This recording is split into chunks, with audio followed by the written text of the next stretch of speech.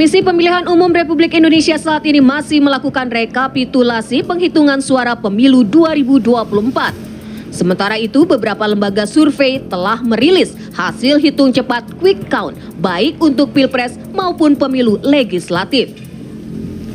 Lembaga survei Poltreking Indonesia misalnya, berdasar hasil quick count Pileg 2024 telah merilis prediksi perolehan kursi DPR RI masing-masing parpol yang berpeluang melenggang ke Senayan. Ada sejumlah parpol yang diprediksi mengalami kenaikan kursi di parlemen dibandingkan perolehan kursi mereka pada pemilu 2019. Salah satunya adalah Partai Golkar yang diprediksi bakal meraup 96 kursi DPR RI atau mengalami kenaikan sekitar 11 kursi parlemen. Poltreking juga menyebut rentang bawah dan rentang atas perolehan masing-masing partai. Dalam catatan Poltreking ada 4 parpol yang pada pemilu 2024 ini mengalami penurunan perolehan kursi di DPR RI. Salah satunya adalah PDI Perjuangan. Apa faktor yang menjadi penyebab naik maupun turunnya kursi parpol di parlemen dalam pemilu 2024 ini? Ya, berebut kuasa di Senayan. Dan untuk membahas prediksi perolehan kursi parpol dalam pemilu legislatif 2024, saat ini kita sudah tersambung dengan Mas Hanta Yuda, Direktur Eksekutif Poltreking Indonesia secara virtual. Selamat siang, Mas Hanta. Selamat siang, Hana dan Vena. Oke, Mas Hanta langsung saja. Dengan perolehan yang Poltreking dapatkan saat ini ya, perolehan di legislatif sendiri, siapa yang kemudian bisa menduduki kursi pimpinan di parlemen nih? Ya, berdasarkan Undang-Undang MD3, jika tidak direvisi, yang berhak mendapatkan posisi pimpinan, terutama ketua, itu adalah yang tertinggi perolehan kursinya. Baru para wakil ketua itu urutan selanjutnya. Nah, berdasarkan data quick count Poltreking Indonesia, kami melakukan prediksi perolehan suara, karena juga melakukan prediksi kemungkinan perolehan kursi. Jadi kalau bicara parlemen, pemilu legislatif itu kan bagi partai paling penting itu adalah berapa kursi yang diperoleh, tidak sekedar perolehan suara, karena itu yang harus dikonversi. Nah, berdasarkan data kami, Poltreking Indonesia, quick count itu yang tertinggi perolehan suaranya ada PD Perjuangan di kisaran prediksi kita di 16,5% datanya. Kemudian Golkar di urutan kedua itu di 15, sekian persen. Nah, PD Perjuangan itu diprediksi perolehan suaranya sekitar 16,5% itu karena kita menggunakan data quick count, berarti berbasis pada dapil kita olah, maka ada kisaran kemungkinan perolehan kursi PDIP dikonversi ke kursi 90 sampai 125. Jadi kisarannya begitu seperti data di layar TV One. Nah, yang kedua Golkar itu dua partai yang kedua 15,5%, 15 sekian persen. Itu kisaran 82 sampai 111. Nah, kita bicara dua partai ini saja dulu karena sesuai dengan pertanyaan tadi. Maka selisih antara dua partai ini relatif tipis. Nanti kita lihat di perolehan kursinya. Nah, kalau dilihat dari margin of error antara Golkar dan PD Perjuangan, memang potensinya PD Perjuangan lebih tinggi kursinya. Tapi bisa juga sangat mepet, dan Golkar juga punya potensi karena dua faktor. PD Perjuangan dan Golkar itu bedanya, kalau Golkar itu ada sebaran basis-basisnya relatif menyebar, sementara PD Perjuangan agak mengantong. Dia suaranya signifikan tinggi, tapi lebih banyak di beberapa provinsi di Pulau Jawa, misalnya Jawa Tengah dan Jawa Timur. Nah, nanti kita lihat di ujungnya, kalau suaranya paling tinggi PD Perjuangan, maka PDIP lah yang akan berhak memiliki posisi ketua DPR. Kalau ternyata Golkar, berarti Golkar. Tapi per data memang PD Perjuangan relatif lebih besar. Baik. Yang kedua, tetapi itu MD3-nya kalau tidak berubah. Yang kedua, nanti kan peta kita tahu peta parlemen itu berubah. Ada kekuatan politik baru, ada peta koalisi baru. Kalau kemudian Undang-Undang MD3 direvisi, seperti dulu ada KMP di 2014, Koalisi Merah Putih, dirubah, revisi, itu sangat mungkin. Jadi pemilihan pimpinan atau ketua DPR itu tidak berbasis pada siapa kursi yang tertinggi, tapi ada pemilihan lagi oleh anggota DPR. Nah, kalau itu yang terjadi, maka Golkar yang paling besar peluangnya karena berada di dalam koalisi Prabowo Gibran yang paling besar perolehan kursinya, dan kita tahu punya jam terbang dan pengalaman politik yang tinggi, rekam jejaknya, saya sering mengistilahkan partai parlemen. Jadi kalau ada revisi Undang-Undang MD3, maka Golkar menurut saya adalah peluang terbesar yang mendapatkan posisi ketua DPR. Kalau tidak direvisi, masih berdasarkan tertinggi, maka Golkar atau PD Perjuangan yang berpotensi. Oke, itu kan prediksi hasil quick count dari Poltreking Indonesia. Tapi kalau kita melihat waktu sampai saat ini, sampai nanti diumumkan secara resmi oleh KPU masih cukup lama begitu. Seberapa besar potensinya Golkar kemudian bisa mendapatkan kursi lebih tinggi dibandingkan PDIP? Anda melihatnya seperti apa, Mas Hanta?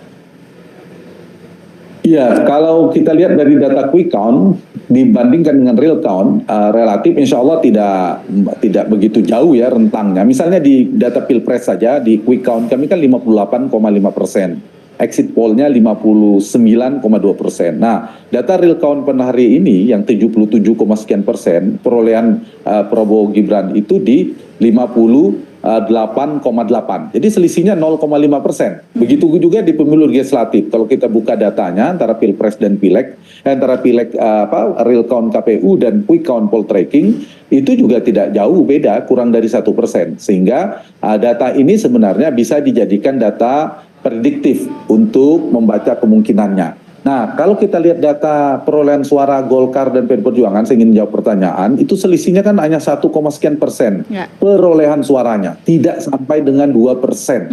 Ya, Ana dan Vena, tidak sampai 22% dalam suara. Nah, nanti proses penentuan jumlah kursi itu sangat bergantung pada basis dapil, di 80 dapil seperti apa. Nah, ada kemungkinan sangat mepet jumlah kursinya itu yang saya istilahkan tadi. Nah, kalau kita data quick count itu kan ada rentang margin of error, ada interval di masing-masing partai. Nah, kalau kita buka PD Perjuangan itu kan intervalnya antara 90 sampai 125. Itu ketemu batas atas batas bawahnya dengan Golkar yang 82 sampai 111. Jadi batas atas Golkar itu 111. Tapi batas bawahnya PD Perjuangan juga 90. Jadi bisa juga bertemu. Jadi ada potensi perolehan kursinya. Kalaupun nanti ujungnya masih PD Perjuangan yang lebih banyak, tidak terus signifikan jaraknya dengan Golkar, dugaan saya. Ataupun sebaliknya bisa jadi Golkar sangat tipis di atas. Selisih kursinya kalau kita perhatikan tidak sangat tipis. Mungkin bisa jadi hanya 1 digit. Karena ada tren Golkar dibandingkan 2019 yang lalu, perolehan kursi Golkar ini kan naik trennya berdasarkan data per hari ini. Tidak hanya data quick count, bisa dilihat di data sementara real count. Yang kedua, PD Perjuangan adalah partai yang mengalami tren penurunan yang sangat tajam, baik dari sisi kursi maupun perolehan suaranya. Kalau data quick count kami, PD Perjuangan itu diprediksi penurunannya belasan sampai 20%, sampai 21% bahkan ada kemungkinan potensi penurunan. Sementara Golkar itu ada potensi kenaikan di 11%. Meskipun ada margin of error ya, sehingga kita membuat rentang bawah dan rentang atasnya. Nah, karena itu potensi ini ada potensi, tidak bisa disimpulkan. Kita tunggu nanti hitungannya di basis dapil. Ada partai yang dapat 1 kursi kah, 2 kursi dan seterusnya. Jadi memungkinkan kita tunggu hitungan di level KPU, di real count KPU. Di luar yang tadi saya katakan ada dinamika itu, mana nanti kemungkinan misalnya Undang-Undang MD3 diubah. Kalau Undang-Undang MD diubah, maka Ketua DPR bisa jadi tidak bergantung pada perolehan kursi, tapi pemilihan lagi. Mas Hanta, yang menjadi mungkin jadi penasaran juga nih saya, ketika hingga saat ini ya, kita katakan saat ini, Golkar dan juga PDIP kan tidak satu kubu. Lantas siapa yang bisa menjadi penentu untuk kemenangan nanti di legislatif? Nasdem kah? Jadi sekarang ini di peta koalisi Pak Jokowi Ma'ruf Amin ini sebenarnya secara normatif itu kan 91,3%. Yang di luar hanya PKS yang angkanya 8,7% kursinya. semua di dalam. Tapi per hari ini realitasnya sudah koalisi itu sudah tripolar, triporos. Ada 3 poros yang terbagi subkoalisi. Yang betul-betul solid di di Jokowi sekarang ini, mungkin yang ini jadi basisnya Prabowo Gibran, pasukan 02, Golkar, Gerindra, Partai Demokrat dan PAN. Itu kan koalisi. Itu kekuatan di parlemen per hari ini kalau menggunakan data quick count, kursinya perolehannya lebih kurang sekitar 50%. Sekitar 50%. Nah, 4 partai ini dulu kalau dibandingkan dengan perolehan kursi sekarang 45%, tapi sekarang 50% dengan komposisi DPR baru Oktober 2024. Sementara partai-partai 01, PKB, Partai Nasdem, dan PKS itu perolehan kursinya tetap lebih kurang 29-30%. Baik yang sekarang maupun komposisi barunya 2020 hasil pemilu 2024. Nah, yang ketiga adalah P3 dan PDI Perjuangan, partai pendukung 03. Nah, ini yang mengalami penurunan. Kalau sekarang kekuatan PDIP dan P3 digabungkan, itu kekuatan kursinya 25%. Tapi DPR baru mereka turun jadi 20%. Berbalik dengan partainya Prabowo Gibran yang sekarang 45 menjadi 50. Nah, untuk menjawab hari ini, kalau kita perhatikan komposisi ke depan, karena pertanyaannya tentang DPR ke depan, maka sudah 50% yang Prabowo Gibran, 4 partai pendukung Prabowo Gibran sudah mengantongi separuh parlemen. Nah, karena itu tinggal 1 partai saja masuk, P3 saja misalnya lolos parlemen, itu sudah mayoritas sederhana, simple majority, sudah bisa. Jadi soal penentu menurut saya sangat mudah. Modal awalnya Prabowo Gibran ini relatif sangat besar dibandingkan Pak Jokowi di 2014, dibandingkan Pak SBY 2004. Tinggal 1 partai, tapi dugaan saya akan 1, 2, atau 3 partai yang diajak. Bahkan mungkin semua, kita berharap tidak semuanya masuk. Nah, ada 2 opsi untuk diajak dalam pemerintahan. Ada opsi eceran politik, tanda petik, ajak satu-satu partai, atau mengajak secara paket, langsung tanda petik grosiran, diajak misalnya seluruh partai 03, kemudian partai 01 akan jadi oposisi. Atau sebaliknya, partai 01 yang diajak PKB, Nasdem, dan PKS, kemudian partai 03 di luar pemerintahan sebagai oposisi. Jadi ada opsi tadi. Nah, ke depan prediksi saya Golkar ada partai karena terbesar di Prabowo Gibran, dia akan menjadi peran memainkan bandul politik di parlemen itu sangat kuat di partai Golkar.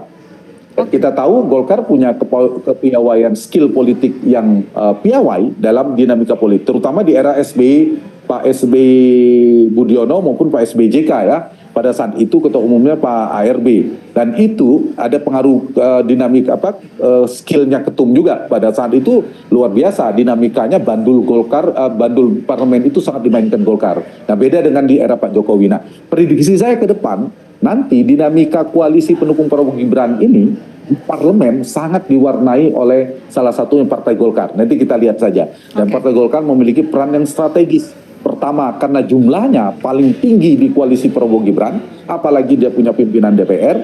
Yang kedua, karena tadi rekam jejak parlemennya, politiknya, mereka memegang peran yang bandul politik yang sangat menentukan. Nah, ini gambarannya saya kira yang nanti kita lihat di parlemen yang baru.